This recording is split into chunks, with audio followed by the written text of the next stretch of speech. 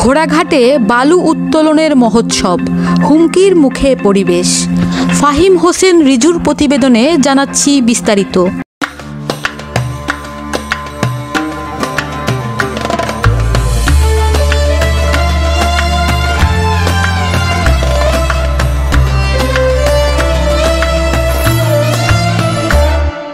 দিনাজপুরের ঘোড়াঘাট উপজেলার ১ নং বুলাকিপুর ইউনিয়নে শালিকাদহ গ্রামের করতোয়া নদী থেকে শ্যালো মেশিন দিয়ে অবৈধভাবে বালু উত্তোলন করে বিক্রি করছে স্থানীয় বালুখেকুরা।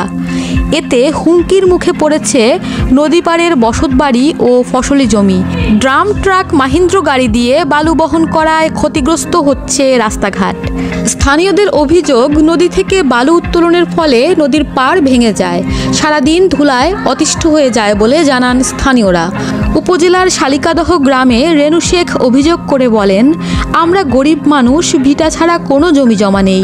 যেভাবে বালু তোলা হচ্ছে তাতে বর্ষা মৌসুমে নদী ভাঙন বাড়বে, ক্ষতিগ্রস্ত হবে নদী পাড়ের মানুষ। জানা যায় বালু ব্যবসায়ীরা প্রভাবশালী, তাদের কেউ কিছু বলার সাহস রাখে না। এভাবে বালু কেটে নেয়ায় আশেপাশের ফসলি জমি ক্ষতিগ্রস্ত হচ্ছে, সেখানে নদী তীরে ভাঙনের আশঙ্কাও রয়েছে।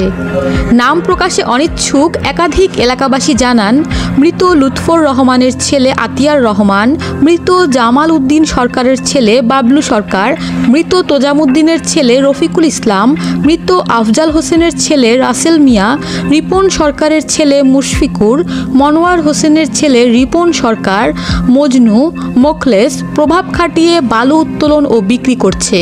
প্রশাসনের নাকের ডগায় কিভাবে বালু উত্তোলনের মহোৎসব চলে এ প্রশ্ন সকলের।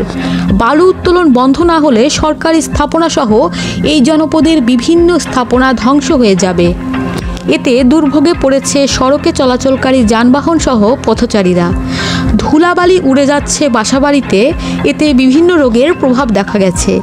২৪ ঘন্টা ঘোড়াঘাট, সাদিয়া ইসলাম, ঘোড়াঘাট, দিনাজপুর।